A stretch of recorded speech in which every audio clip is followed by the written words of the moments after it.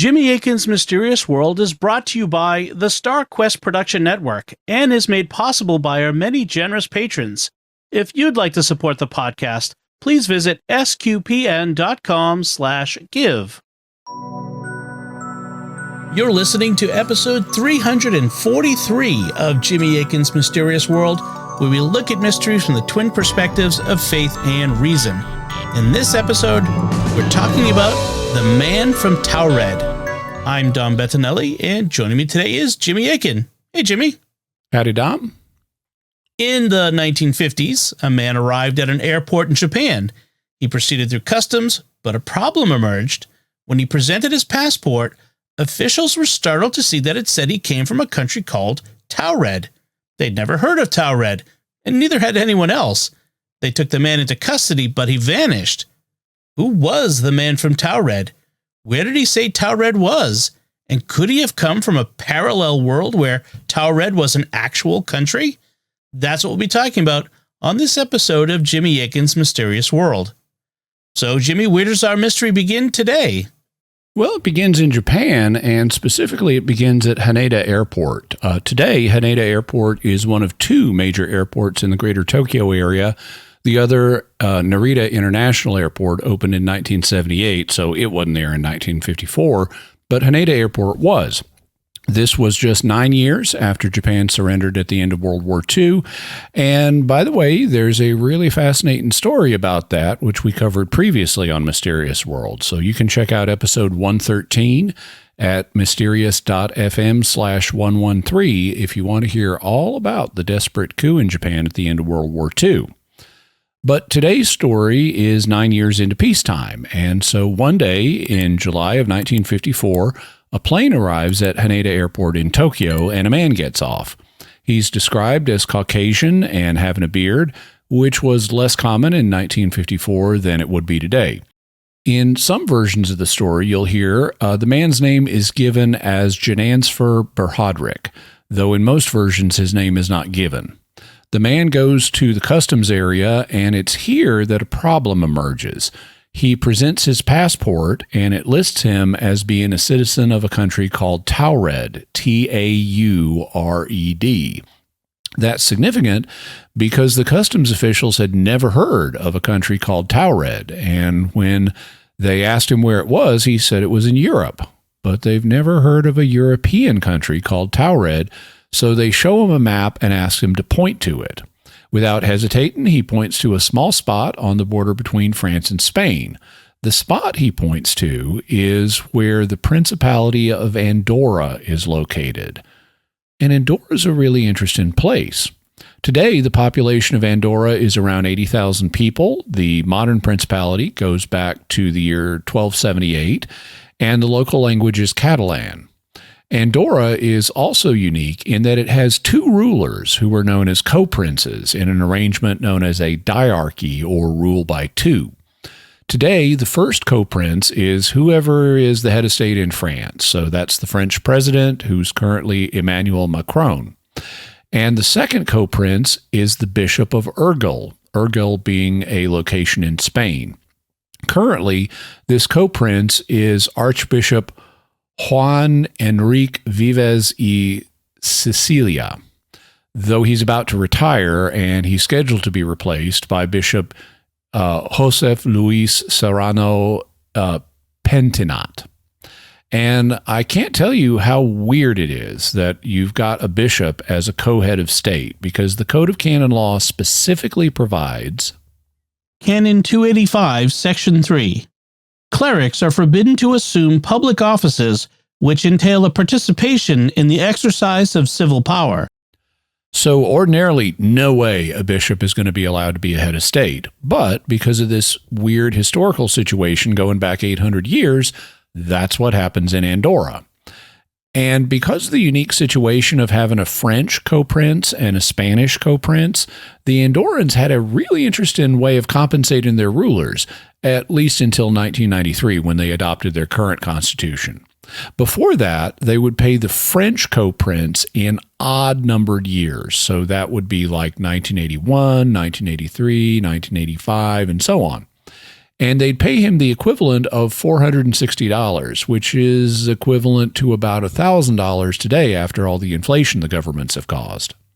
Then, in the even-numbered years, they'd pay the Spanish co-prince, so that would be like 1982, 1984, 1986, and so on. And they'd pay the Bishop of Urgel $12, or about $27 today. But they'd also pay him 6 hams, 6 cheeses, and 6 live chickens. Unfortunately, after the Constitution, they discontinued that tradition, but I think it's an awesome Andorran tradition. Back at Haneda Airport, the traveler was shocked when he pointed at the map and saw Andorra on it. He'd never heard of Andorra, and he didn't know why Taured wasn't there. He said Taured went back 1,000 years. The guy also shows them that he's been cleared through other international airports, and he's even visited Tokyo before. He's got stamps on his passport showing that. He has currency from several different nations on him, and his passport has been stamped multiple times by the countries on his journeys, including his previous visits to Japan. Still, without this guy having a valid passport to present this time, the Japanese officials can't just clear him and cut him loose. So until they can investigate the matter further, they take him to a hotel in Tokyo, and they put him in a room with a couple of guards posted outside the door while they investigate.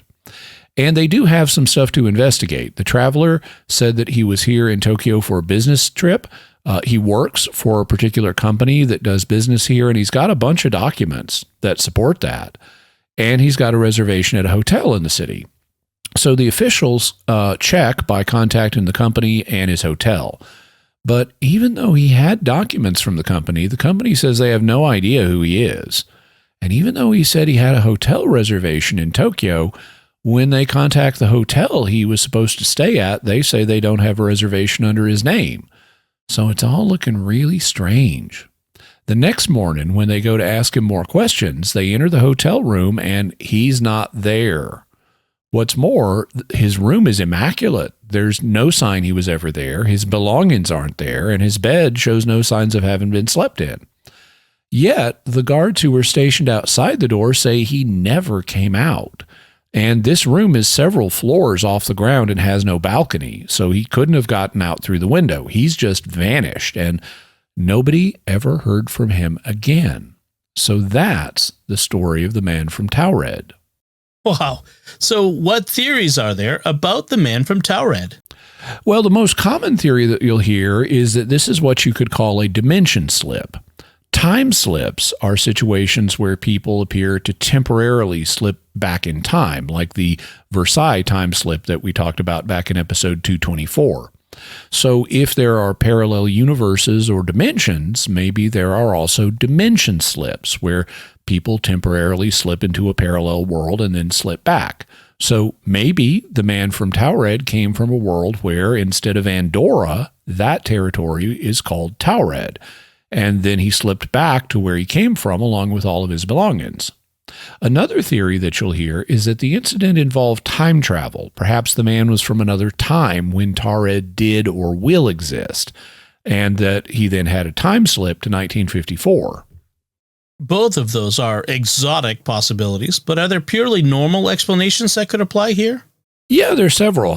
One is that this is all just an urban legend and nothing like this ever really happened. Another is that perhaps this guy was some kind of spy or criminal or hoaxer or mentally ill person who was traveling with false documents.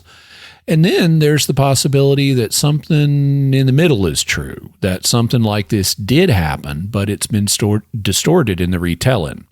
The question, of course, is which of these theories is actually true. Before we get to our faith and reason perspectives, we'd like to take a moment to thank our patrons who make this show possible, including Molly N., James K., Kimberly M., Aaron L., and Joseph W. Their generous donations at sqpn.com/give make it possible for us to continue Jimmy Akin's Mysterious World and all the shows at StarQuest. And you can join them by visiting sqpn.com/give. Jimmy Akin's Mysterious World is also brought to you by DeliverContacts.com, offering top brand contact lenses at always low prices with free delivery. Visit DeliverContacts.com. And by the debut novel Pilgrims by M.R. Leonard, Alien Invasion, the Catholic Church, and a failed Latin teacher. Pilgrims is inspired by Augustine's Confessions and tells the story of a washed-up Latin teacher who gets thrust into the center of humanity's first contact with extraterrestrials who land at the Vatican and claim to be Catholic. Mysterious World fans who enjoy compelling science fiction from a Catholic point of view can find Pilgrims wherever books are sold and at mrleonardauthor.com. And for those who enjoy audiobooks, Pilgrims is also available as a full multicast production. This StarQuest show is also brought to you by Exodus 90 and the Exodus 90 app. Men, we are called to share the hope and joy of Jesus Christ.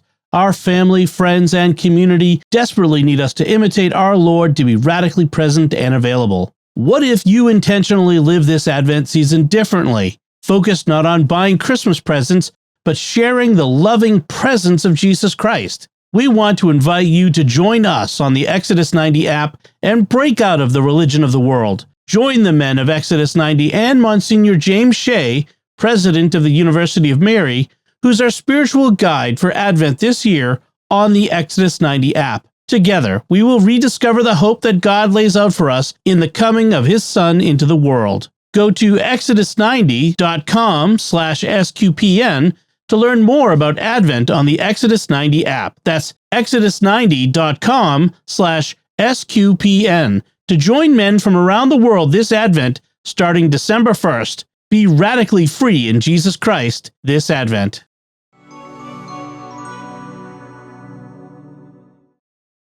So, Jimmy, what can we say about the man from Taured from the faith perspective? Would the Christian faith have anything to say about it if either of the exotic possibilities were true? Not really. The faith doesn't have anything to say about time travel. That's a matter for physicists to determine. And so if it turned out that time travel is real in the form of time slips, the faith wouldn't be challenged by that. It would just be another amazing fact about the world God has created.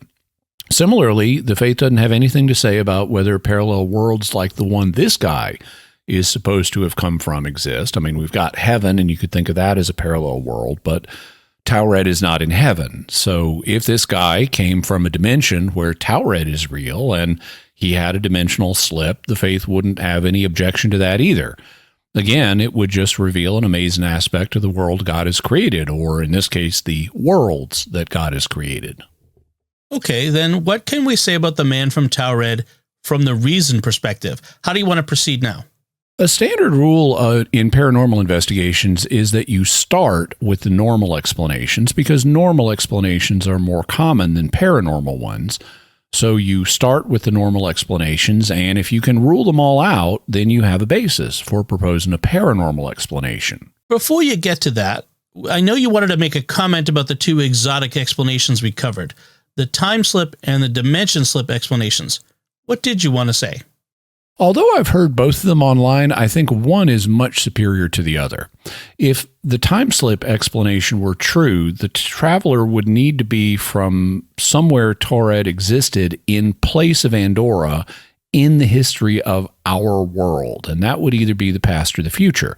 But both of these options create problems. If he came from the past, then it would have to be the really distant past, since the Principality of Andorra has been there since the 1200s. And it actually existed before that. It just wasn't organized as the modern principality. So he would have to be from way far back in the past. But if that were the case, he wouldn't speak any modern language, which he obviously did if he was speaking with Japanese customs officials, whether in Japanese or some other known language. Further, he wouldn't know how to navigate customs if he was from the distant past. He wouldn't have modern currency from several nations. He wouldn't have been able to name a modern company that he worked for or a modern hotel in Tokyo where he had a reservation. He wouldn't have a passport. And he wouldn't even know what an airplane was, since these were only invented in the early 20th century. So he can't be from the past. So what about the future? Here we also run into problems. First, there's no sign that Andorra is about to change its name to Taured, and even if it did, the memory of Andorra would persist. So, people in the newly formed nation of Taured would know that the area used to be Andorra, the same way that Americans know that the United States began as 13 colonies of Great Britain before we threw off the shackles of our former British overlords. And, no offense to our former British overlords. But the travelers reported not to have known about Andorra, in which case he would have to come from really far in the future after the memory of it had faded. But in that case, we had all the same problems as if he was from the distant past. He wouldn't speak a modern language. He wouldn't know about how to navigate customs today. He wouldn't have currency from several modern nations. He wouldn't be able to name a modern company he worked for or a modern hotel where he had a reservation. He wouldn't have a 1954 passport. And if he knew what an airplane was, he would be freaking out about all the old-fashioned 1954 technology surrounding him in the Haneda airport. I mean, if I, from 2024, were transported back to 1954 Tokyo, I'd immediately notice that it's not the Tokyo of 2024. And it would have to be a much bigger jump if the traveler was from the far future. So both the idea that he was from our past and our future have serious problems with them.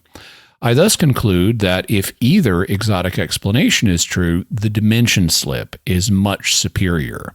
He could have come from a parallel world where Taured exists in place of Andorra, but it's otherwise very similar, with similar languages, similar airplane travel, similar customs procedures, similar passports, similar companies, and similar hotels, and that would explain the reported data much better.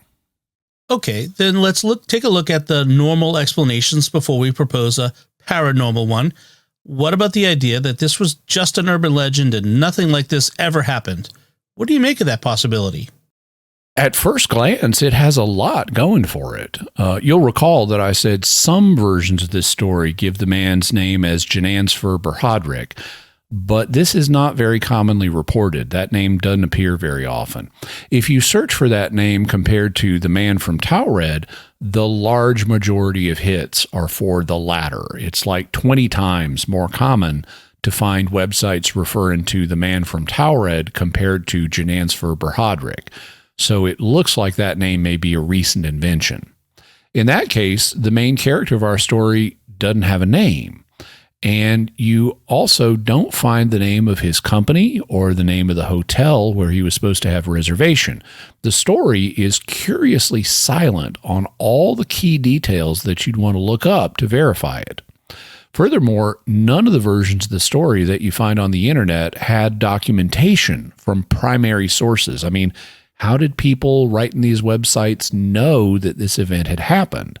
If it were true, it obviously became public, and it would have become public first in Japan where it happened. So where are the links to Japanese newspapers from 1954? Or where are Japanese web pages mentioned in Taured? There ought to be some kind of paper trail that could be followed up on to trace the story back to its origin. So all this was pointing in the direction of an urban legend, a really amazing story that curiously doesn't have any specifics that can be checked, and without a paper trail leading back to a good source. So at first glance, it looked like just an internet urban legend that different videos and websites were picking up from each other and then repeating. That's twice now that you said at first glance. Is there actually more to this story so that it's more than just an internet urban legend? Actually, yes. Here comes a twist for this episode. Now, I've known about this story for years, since the beginning of Mysterious World 6 years ago, and if you'd pressed me for an explanation in that time, I would have had to guess that it was an urban legend. But a great deal of new light has been shed on the man from Taured case in just the last few years. Starting in 2019 or 2020 or so, a group of Reddit users began to make a lot of progress, and we'll have a link to a Reddit thread that pulls that information together, as well as a Snopes article summarizing it. But it turns out there is a historical basis for this case.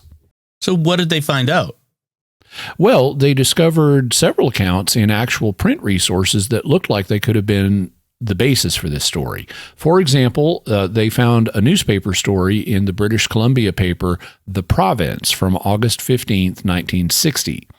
The article was titled Man with His Own Country, which I guess is a play on Man Without a Country, and it said, Everyone who has run into officialdom to his cost and wondered at the ridiculous questions asked of tourists will have sympathy for a man sonorously named John Allen Kuchar Zegras. Mr. Zegras wanted to travel around the world. To impress officials, he invented a nation, a capital, a people, and a language. All these he recorded on a passport, which he made himself. Victims of bureaucracy all over the universe will be delighted to hear that he was wonderfully received everywhere. Well, almost everywhere. John claimed to be a naturalized Ethiopian and an intelligence agent for Colonel Nasser. The passport was stamped as issued at Tamanrasset, the capital of Taured, south of the Sahara. Any places so romantically named ought to exist, but they don't. John Allen Kuchar Zegras invented them. Armed with this wonderful document, Mr. Zegras traveled royally through the Middle East, accepting homage as he went. And if there were any doubters, they were invited to read a kind of proclamation beneath the national Taured stamp. It read, Rich Ubaya, Oktra, Negusi, Habesi, Trawap, Turapa. That was the clincher, but didn't mean anything in any language. The gallant gesture for the individualist, unfortunately, ended with the Japanese in Tokyo. They began looking at maps. John Allen is in court, a martyr to Japanese thoroughness. His action takes precedence, we think, over the American citizen who flew his own plane round the world wearing his own uniform, receiving homage from all and sundry. But the more we ponder on Mr. Zegras, the more we wish there really were a capital called Tamanrasset, in the delectable country of Taured, south of Sahara, with a language like the one Zegras invented. All its citizens would be blessed with John Allen's sterling attitude towards collectors of useless information. So here we have a guy getting caught in Japan with a fake passport from a fake country. The country is said to be in a different place, Africa rather than Europe, but the name is almost identical. Taured is spelled T-A-U-R-E-D, while Taured is spelled T-U-A-R-E-D. They're identical, except that the A and the U have been transposed. So, guy in Japan gets caught with a fake passport from a country named Taured or Taured. That is almost certainly the same guy. So we have a real-life basis for the man from Taured story. And we finally have a name for him, John Allen Kuchar Zegras, which gives us a hook for doing further research. Before we get to that, let's talk a little more about what the newspaper reported. Not all of our listeners may be familiar with some of the references. Can you walk us through it a bit further? Sure. Zegras claimed to be a naturalized Ethiopian.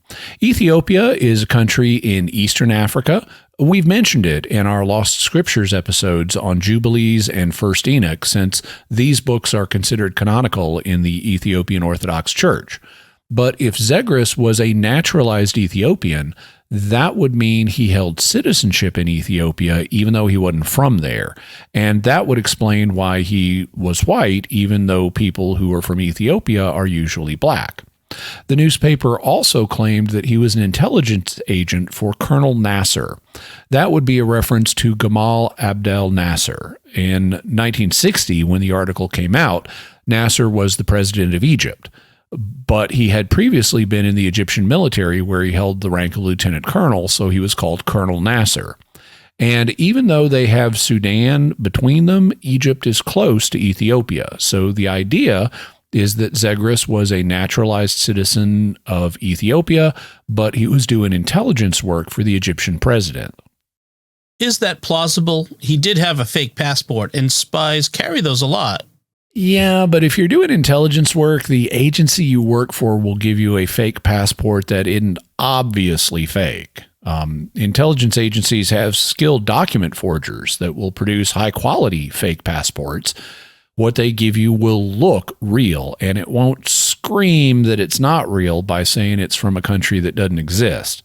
I mean, for example, American spies might have fake passports saying they're from Australia, if they can fake an Australian accent, but they're not going to have fake passports saying they come from the merry old land of Oz. So the fact Zegras had a passport from a non-existent country is a huge sign that he was not really working for an intelligence agency, which is a fact that's going to come back into our story, so remember it. But even though Taured didn't exist as a country, that's not to say there was no basis for it. The province said that the passport itself had been issued at Tamanrasset, the capital of Taured, south of the Sahara. And here's the thing.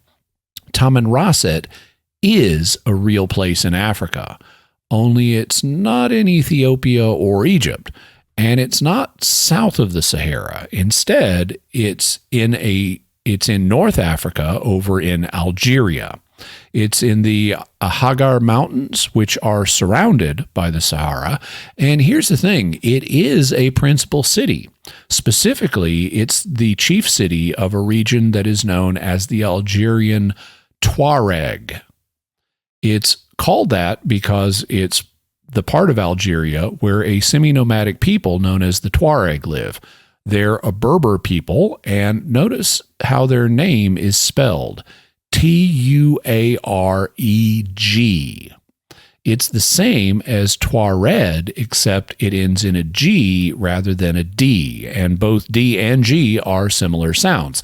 They're both voiced consonants, and all you do is change the point of articulation forward in your mouth from G to D, so they're easy to get confused. It's thus probable that Tuareg became Taured, which became Taured. It may have been that Tuareg was what was on the original passport, then it got changed to Taured for the 1960 newspaper story, and then it became Taured in the years since. So even though it's not a real country, Tuareg is just a region in the Sahara Desert. There does seem to be a real world basis for the underlying fake country. You said that there were other things the Reddit investigators found. What else did they uncover?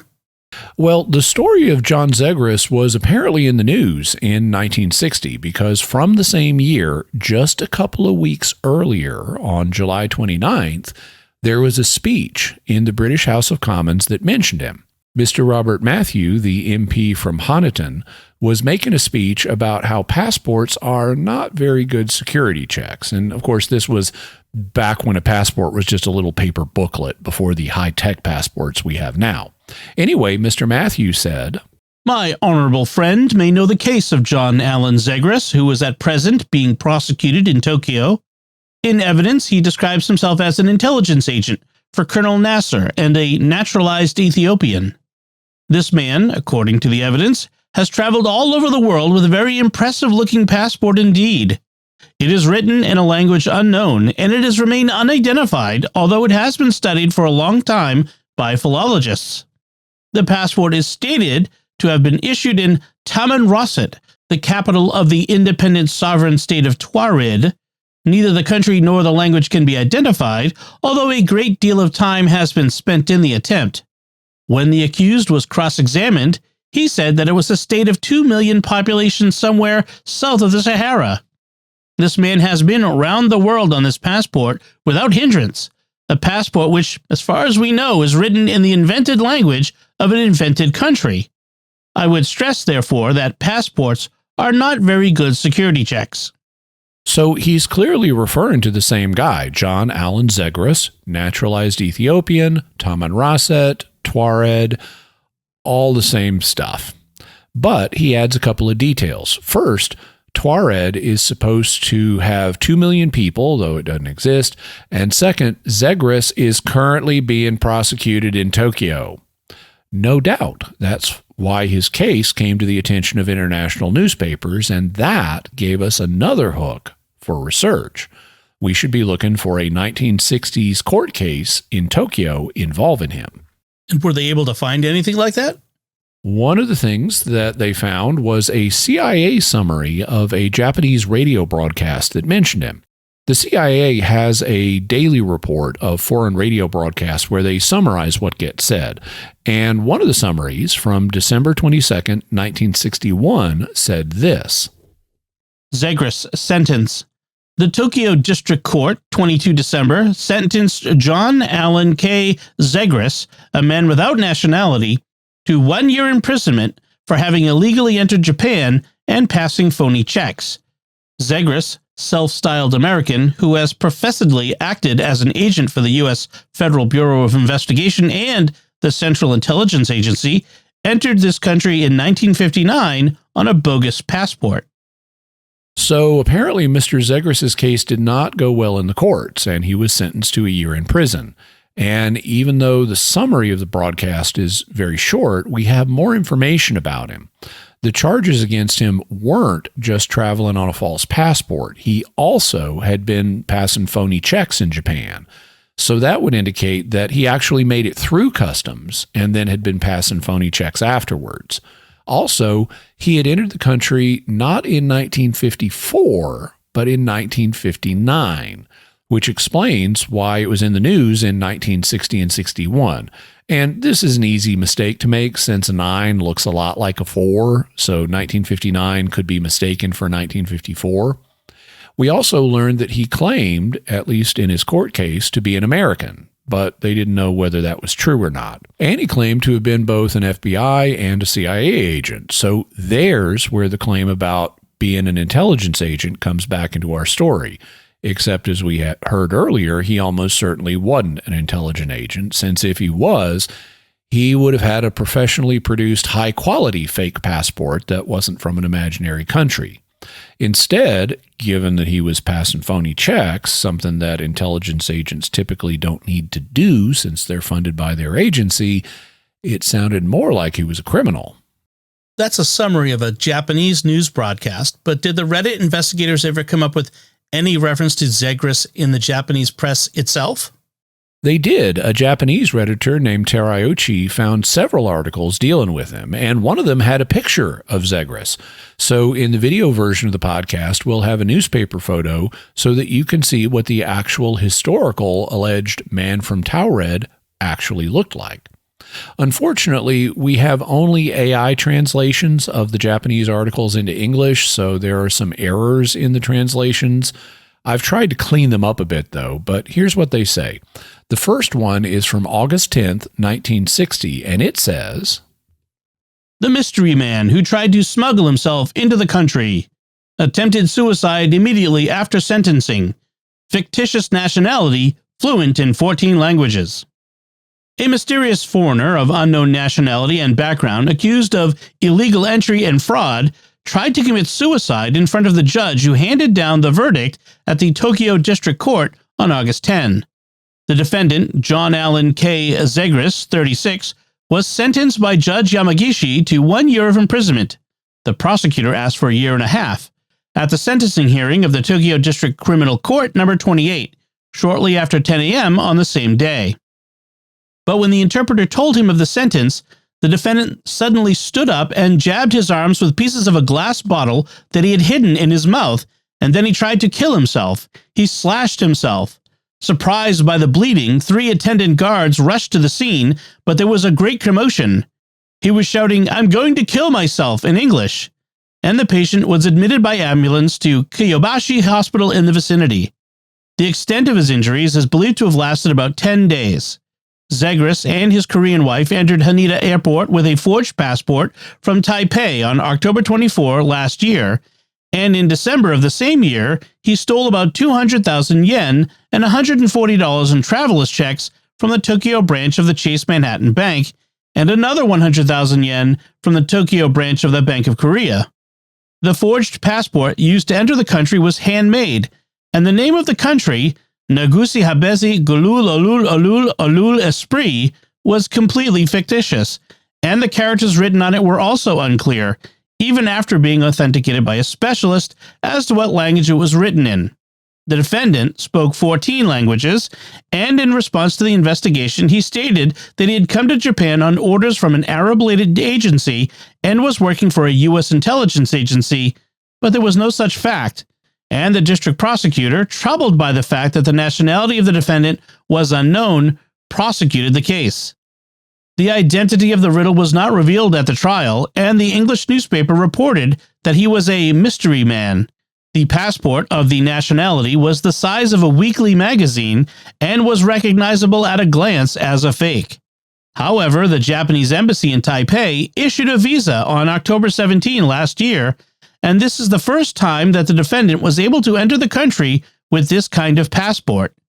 In addition, the defendant's wife, 30, also entered the country with the same passport and was repatriated to South Korea with her own passport. Okay, so Zegras was reported to be 36 years old, which means he would have been born around 1923, and his South Korean wife was 30, so she would have been born around 1929. She was repatriated to South Korea, but Zegras was sentenced to a year in prison in Japan. When the translator told him the sentence, Zegras pulled out some glass he had hidden in his mouth from a broken bottle, and he slashed his arms, yelling in English that he was going to kill himself. He managed to do enough damage that it would take 10 days to heal. That's something confirmed in another CIA news summary that the Redditors found. It said, Zegras suicide attempt. John Allen Kuchar Zegras attempted suicide in a courtroom of the Tokyo District Court August 10 after he was found guilty of violating the Immigration Control Ordinance and of committing fraud. He suddenly cut both of his arms with a piece of glass he had concealed in his mouth when the court sentenced him to prison for a 1-year period. Doctors said the cuts would require 10 days to heal completely. The Japanese article also indicates he stole about 300,000 yen from 2 banks. That would be worth about $833 in 1959 or about $9,000 today. The $140 of traveler's checks he also stole would be worth about $1,500 today, so all told, he was on the hook for stealing about $10,500, apparently using phony checks. He claimed to speak 14 languages, and maybe he did, maybe he demonstrated that for them. He also claimed to have been sent to Japan on orders from an Arab-related agency. Well, since they speak Arabic in Egypt, that's probably a reference to his claimed work for Colonel Nasser, but he also claimed to work for the FBI and the CIA. What's really strange is that the name of the country on the passport, which they say was obviously fake, is totally different. Here, the name is given as Negusi Habesi Rulululul Esprit. But this sounds like what the Canadian newspaper reported was written under the stamp of the passport, which was Rich Ubwai Ochtra Negusi Habesi Trap Tuarpa. Notice that in both cases we have the words Negusi followed by Habisi. So this was probably something that was written on the passport, even if the press accounts of it are garbled. In any event, the Japanese papers didn't refer to him as the man from Taured or Taured, so that's why this went undiscovered until we had the name John Zegras. You said the Japanese Redditor found more than one article on him. What was the next? It came out on April 27th, 1961, and it said, Phantom Foreigner is again a challenge. Zegras of Negusi Habesi country. You may remember the name of John Allen K. Zegras, 33, the unidentified foreigner who claimed to be from a nationality of Negusi Habesi, a nationality you've never heard of, and his attempted suicide in the courtroom of the Tokyo District Court, embarrassing the authorities to no end. This time, however, Zegras has come up with an unprecedentedly difficult legal issue on appeal to the Tokyo District Court, and is once again troubling those involved. Zegras entered the country illegally from Taipei in October 1959 using a homemade passport and was unable to pay for his stay in Taipei, so he perpetrated a forged check fraud, but his background and nationality are still unclear, even in the investigation by the authorities in Yaki. He still insists that the country Negusi Habesi is real. The Tokyo District Court sentenced him to 1 year in prison last August without knowing the truth. As it was, there was no problem with the appeal, but at the time of the sentence, Zegras attempted suicide by cutting both wrists with glass, and the sentencing ended in the middle of the sentence. Appeal from the suspension of judgment. This caused Zegras to appeal. Although the rules of criminal procedure state that the declaration of judgment shall be accompanied by the main text and reasons, the defendant claimed that a judgment that was not read out in full was invalid. Of course, this kind of suspension of judgment is unprecedented. On October 26, Judge Shimamura of the Tokyo High Court called for the testimony of Tokyo District Public Prosecutor Tamura, who was present at the handing down of the verdict in this matter. The prosecutor testified that after the defendant left the courtroom, the presiding judge said that he had read out all the remaining reasons for the case, or that the clerks who took the stand read out only part of the reasons in front of the defendant. The High Court's decision to set a precedent. So what does that mean? Even if the prosecutor is right, the question arises as to whether the reading in the courtroom where there is no defendant or clerk is really valid.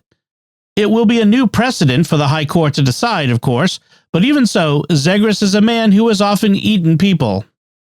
I'm pretty sure that eaten people is a mistranslation, but the gist of the story is clear. When Zegras tried to kill himself in court, the judge allegedly stopped reading the sentence and either didn't finish it at all or didn't finish it until Zegras and the needed personnel were no longer in the room. So this created an uncertain legal situation where it wasn't clear that proper court procedure had been followed. And Zegras had a possible basis for appeal, so the matter would have to be sent to a higher court for adjudication. The next story the Redditor found was from July 26, 1961, and it said, Mistake at first trial and retrial. Mystery man in appellate court. The appeals court hearing on the charges of illegal entry and fraud against John Allen K. Zegras, 37, a self-proclaimed American-born who claimed an unidentified nationality of Neguzi Habezi and attempted suicide in the Tokyo District Court's sentencing court, and who was a mysterious foreigner, will be held on April 24th at a little after 2 p.m. in the Tokyo High Court's Prosecutor's Office Division 2. It was held in front of Judge Shimamura's office, but the judgment was reversed and set aside on the grounds that the judgment of the district court was suspended due to the defendant's attempted suicide, and the reason for the judgment was not given. The judgment was reversed and set aside on the grounds that it was a violation of procedural rules and was invalid. This is the first time that a judgment has been declared invalid due to an accidental interruption. The unraveling of the defendant's identity will be brought back to the Tokyo District Court. Zegras was indicted by the Tokyo District Public Prosecutor's Office on charges that he entered the country in October 1959 from Taipei in a diplomatic capacity using a homemade passport, and, having trouble paying for his stay, committed check fraud at the Tokyo branch of the Chase Manhattan Bank and the Tokyo branch of the Bank of Korea. While his nationality was unknown, the Tokyo District Court Judge Yamagishi sentenced the defendant to 1 year in prison on August 10th last year. But during his sentencing, the defendant was rushed to the hospital with both arms cut by glass, arguing that the sentence handed down without recitation of the reasons is invalid, and the case was brought to the appeals court. So Mr. Zegras was successful in having his initial sentence set aside. But then we come to the final story that the Redditor found, which is from December 22nd, 1961, corresponding with one of the CIA notices, and it said, Mystery man sentenced to 1 year in prison. At 11 a.m. on April 22nd, Judge Kumagai of the Tokyo District Court, speaking to the remanded hearing of John A. K. Zegras, 37, a self-proclaimed American, born and raised in the U.S., who tried to kill himself in front of the judge immediately after being told of his guilty verdict, the motion to have the verdict invalidated because he was not given the reason for the verdict was granted, and the case was remanded to the court. He was sentenced to 1 year in prison for immigration and fraud. The prosecutor originally asked for him to be sentenced to 1 year and 6 months. Zegras entered the country with a forged passport from Taipei with his Korean wife in October of the year before last. And later that year, having trouble paying for his stay, he exploited the Tokyo branch of Chase Manhattan Bank for about 200,000 yen in forged checks and about $140 in traveler's checks, among other things. The country he called his own, Neguzi Habezi, did not exist. and when his identity was not finally revealed at the trial, he was known as the Mystery Man. The sentence was the same at the retrial, but the defendant was eventually able to avoid serving a single additional day in jail, for he had already served more days than his sentence. "From now on, I'll start a new life in a new country," he said in court, thanking the court and immediately waiving his right to appeal. And notice that in these Japanese newspaper articles, the name of the country continues to be Negusi Habisi rather than Taured or Taured. So it may be that Negusi Habisi was the actual name of the country on the passport, and that it also somewhere referred to Taured, which got picked up by the press in the West and transformed into Taured. In any event, things ended well for Mr. Zegras. At his retrial, he was again sentenced to a year in prison, but since he'd already served more time than that, he was let go. He thanked the court, waived his right of appeal, and said he'd start a new life in a new country. Do we know where that was? Nope. It's at this point that Mr. Zegras vanishes, at least from the research that's been done so far that I've uncovered. However, it may be possible to push the research further. One of the things I noticed in the AI translations of the Japanese newspapers is that they were inconsistent in how they spelled his name. They often said his name was Ziegler or Zieglis. In the versions we just heard, I standardized it to Zegras to avoid confusion, since that was the name in the Canadian newspaper. But I suspect that Zegras is an artifact of back-translating the name in the Japanese media into English. Native Japanese speakers are known for having difficulty distinguishing the L sound from the R sound because they aren't clearly distinguished in Japanese. This is the same phenomenon as English speakers having difficulty distinguishing two different versions of the letter P that are actually distinguished in languages like Hindi. You can hear the two sounds in the English word pop, where the first is a breathier P and the second is a hard stop with a little secondary burst after it. Pop. Except here in the Ozarks, we don't do the little pop. We just say pop. You can see the difference in a waveform, but English speakers don't consciously distinguish them the same way that Japanese speakers don't consciously distinguish between L and R. There's also a problem translating a Western name into written Japanese, like these newspaper articles. In addition to the logograms, or symbols representing whole words that Japanese is famous for, written Japanese uses two syllabaries for writing words out sound by sound. A syllabary is like an alphabet, except that each character represents a whole syllable, whereas an alphabet has a character for each individual consonant or vowel. The two syllabaries in Japanese are known as hiragana and katakana, and they tend to use katakana to transliterate foreign words like a name. But neither syllabary differentiates between the L sound and the R sound. Well, you can hear how Zegras has an R sound, while Ziegler and Zieglis have an L sound. Well, it turns out that Zieglis is a Western name. It's not very common, but there are people in the West named Zieglis, and Ziegler is an even more common name. So I suspect that his actual name was something like John Allen Kutcher Zieglis or John Allen Kutcher Ziegler. But in the process of turning his name into written Japanese and then back into English, it got transformed into John Allen Kutcher Zegras. We thus may not only have a mystery about what happened to him after he was released from prison, but an ongoing mystery about what his original name was. And the latter mystery may be able to help us crack the former mystery. If Redditors or others were to check records from 1961 and 1962, looking for John A.K. Zieglis and John A.K. Ziegler, they might be able to find out what his movements were after he was released.